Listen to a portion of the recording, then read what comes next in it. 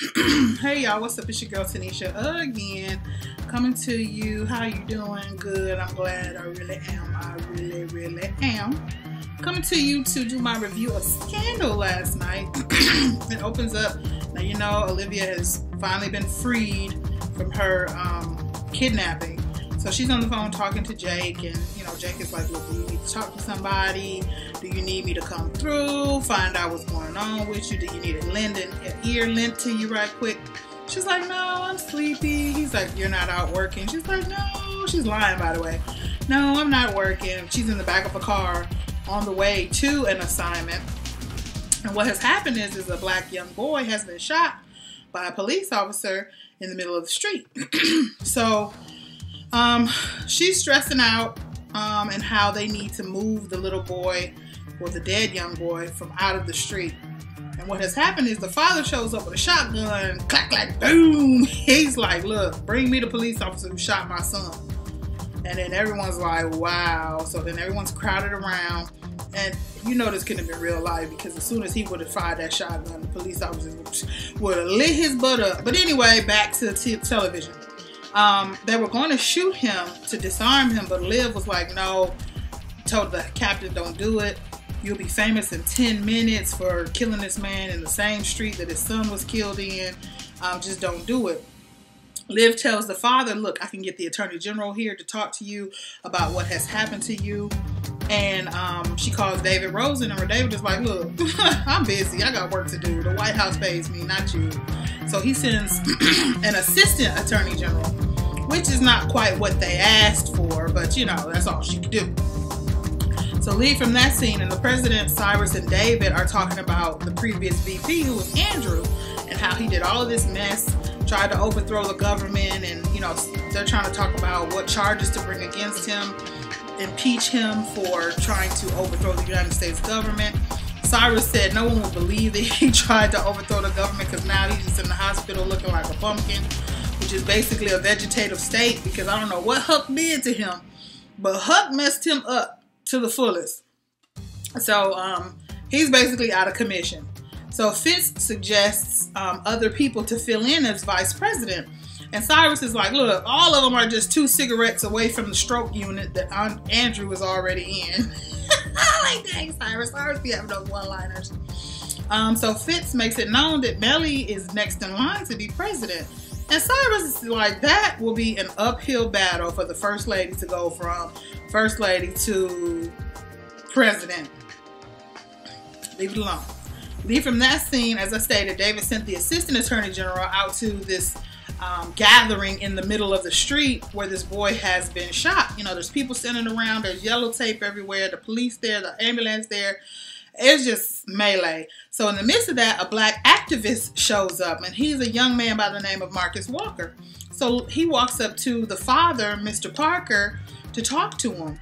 And Liv is like, who is this? So she walks up, and her and Marcus are talking. Liv is like, who are you? And Marcus is like, look, Mr. Parker drove me home when I was 3 days old. Liv is like trying to convince Mr. Parker still to put down the gun. Marcus offers Mr. Parker a lawn chair for him to sit and stay right where he is. Marcus is telling him, look, if you leave, you lose all the power that you have. Sit here and wait till they bring you the police officer who shot your son. So he sits down. He takes a lawn chair and straddles it over the young boy that's dead in the street. And he sits down. He says, just in case it rains, I'm going to protect my boy from the elements. That was so sad. And when he did that, the crowd was cheering. And he just sat there with his shotgun, just posted. Like I wish a one would. So, Marcus basically incites the crowd. Yeah, stand up. Fight back. No more black men under attack. Yeah, stand up. Fight back. No more black men under attack. So this story really is reminiscent of the Ferguson story. It has a lot of likeness to that story. So move from there. That scene, Liv is questioning the officer who shot the young boy. And, the officer is saying he fit the description of someone who stole a cell phone. He walked up on him to ask him questions. He's saying that the young boy reached into his pocket and came out with a knife and charged him. And that's why the officer shot. He said, I would never discharge my weapon unless my life was in danger. This is what he said. Lies, I tell you, lies. Anyway, so, you know, Liv is back at the scene again, and Marcus is still there, the activist, and she's like, you know what? You're about anger, you're about outrage, and Marcus is like, you need to be about the same thing. Just because she's black, he feels like she needs to be angry and outrageous. Anyway, so he questions Liv's blackness. He says, the only reason why you come to the hood is for greens and chicken. Then he tells her, he says, what kind of purse is that? Prada? That's worth more than my apartment that I stay in. But see, my thing is this. Why is it somebody else's fault that they did what they were supposed to do? Meaning she went to school and became a lawyer. But you did whatever you choose to do, which is become a black activist. So that makes her less black because she did that. Anyway, I digress. She says, you don't know what I'm about. He says, I know you about re-electing a white Republican president twice. She's like, you know what? We're fighting for the same thing. We just have different ways of doing it. He tells her she just wants to come to the hood just to say she saved us black folks. And he's like, you know what? Your black card will not be validated today. I mean, I ain't gonna lie. He snapped on her a little bit. He snapped on her. But at the same time, I'm like, she's fighting in a different way. She's next to the President of the United States of America. Had that been anybody else, that man would have probably got lit up in the middle of that street. She was really saving him from dying. You know, but anyway, because everybody knows who Olivia Pope is. Like, nobody's messing with Olivia Pope. They know who she is. So the officer's name was Jeffrey Newton, by the way. And Marcus, the activist, somehow or another got that leaked on the news, what his name was. So the captain, he's like, you know what? We need to disperse this crowd. It's becoming too big. And Liv is like, look, if you go in and start dispersing the crowd, you're going to look like the bully. So just don't do anything. And he doesn't. So Liv tells Marcus that leaking the officer's name was a low blow. And he's like, yeah, so is shooting an unarmed kid. Touche, touche. So we move from there, and then there's an online video from Rosalind Menendez, a senator, a Hispanic senator, who's talking about her childhood and how police officers discriminated against her and her family in her neighborhood, and how she agrees with Mr. Parker fighting for, you know, justice with relation to his son. And Cyrus is like, that's the future of the Republican Party. That's who we need to pull and tap to be vice president. And by this time, Fitz already knows that he's promised the vice presidency or the presidency to Mellie. So to bring this lady on would be not good for Mellie, because that lady clearly could outrank, outdo, outbe Mellie. So move from there, and Liv brings Mr. Parker a hoagie while he's still sitting in the middle of the street in his lawn chair over his son. He tells her how he tried his best to get him into college, to make sure he didn't die, to make sure he didn't get caught up in the wrong things. The concern of every black parent here in America. He said he even put a sticker on the back of his car, so when his son drives it, if he gets pulled over by the police, they won't think he's just another thug. They'll recognize that he, you know, has some intelligence and is going to school. Even though he wasn't in college right then, that was just kind of a tactic. He said he had plans for him to go to college, but here he lays in the middle of the street, all that potential gone.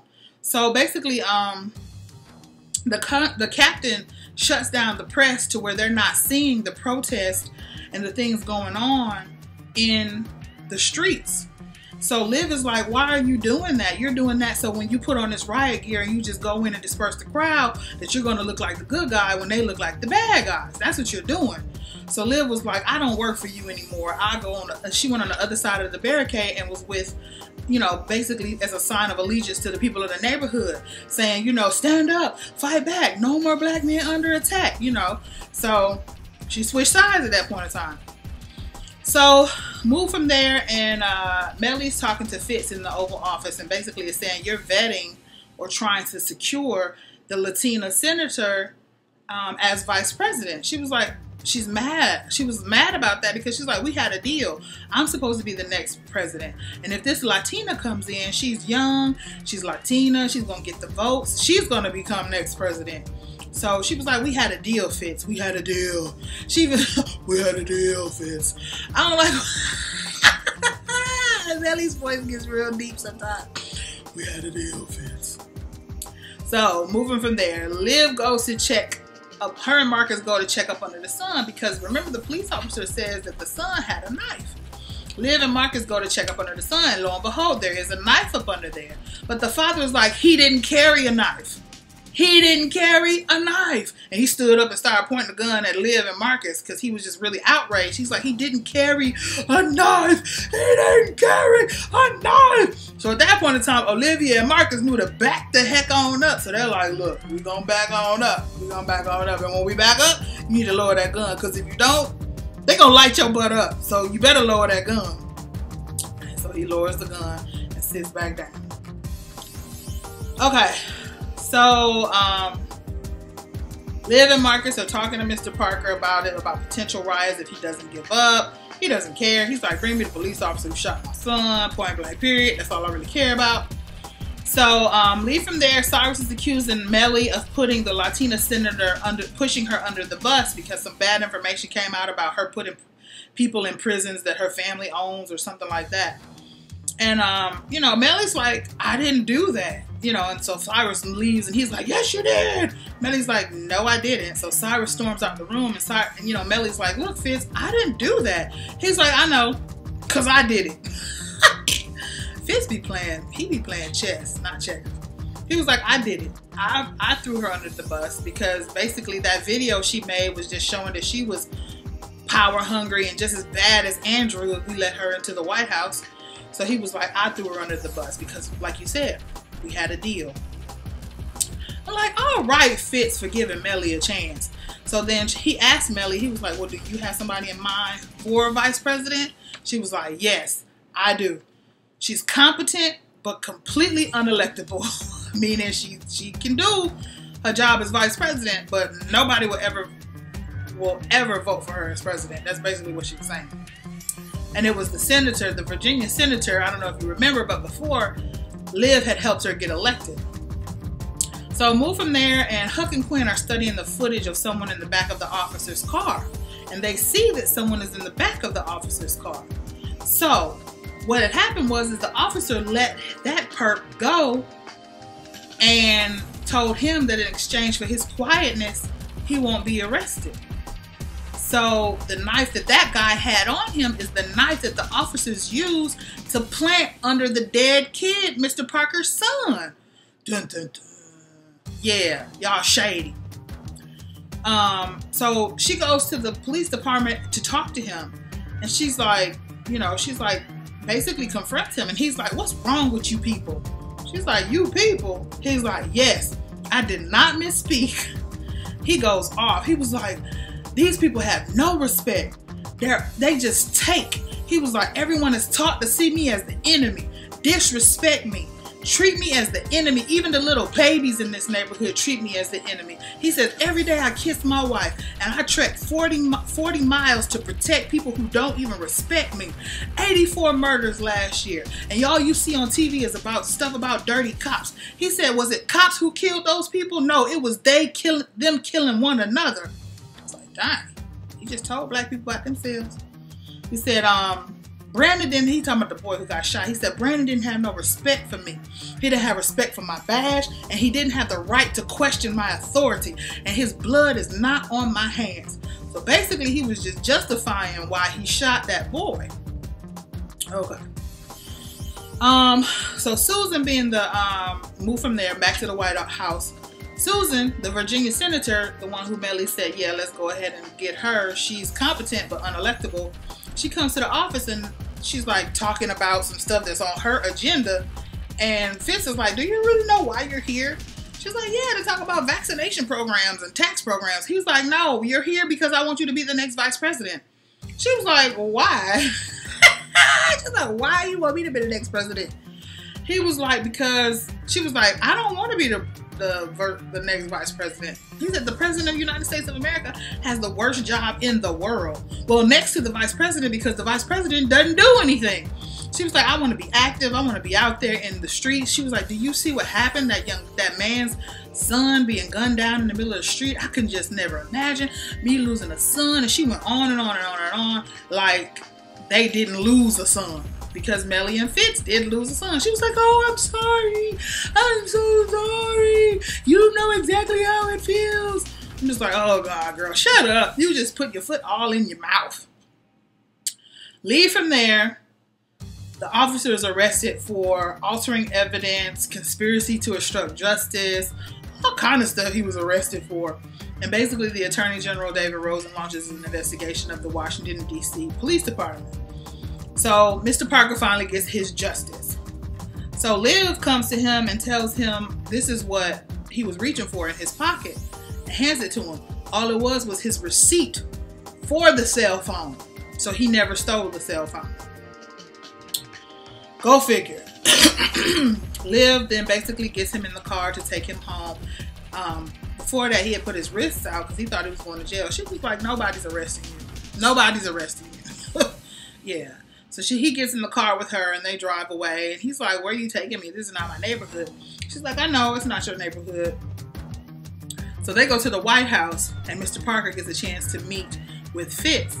And Fitz is like, I'm so sorry. I apologize. I'm so sorry. Which was a really good move. You know, I don't know if that was political or if that was genuine. But either way, that was a good move because, you know, just basically letting him know that I care about you and your community. So, you know, when he goes in there, you know, he basically says, I had a son named Brandon. He breaks down and cries from the president's shoulder. The president can understand because the president has lost a son too. So that is over with. And then, you know, the story ends with Olivia laying in her bed alone. Probably for the first time in a long time, because Olivia be doing the thing. She do the thing often because she got Fitz on her team. She got Jake on her team. Who else we know she got on her team? Because she freaky. I'm just saying, she too freaky. But anyway, pan out of that, and the coroner finally comes and gets the young boy out of the street. Finally. I'm like, this little boy been sitting here on the street. I don't like that. He was just laying on that cold street. Somebody come get him. But of course they couldn't because the dad was there with a shotgun. So anyway, this has been my rendition of the last episode of Scandal. I hope I've helped you understand what's going on. If you have any questions, comments, or concerns, hit me below. And until next time, hugs from afar. Bye.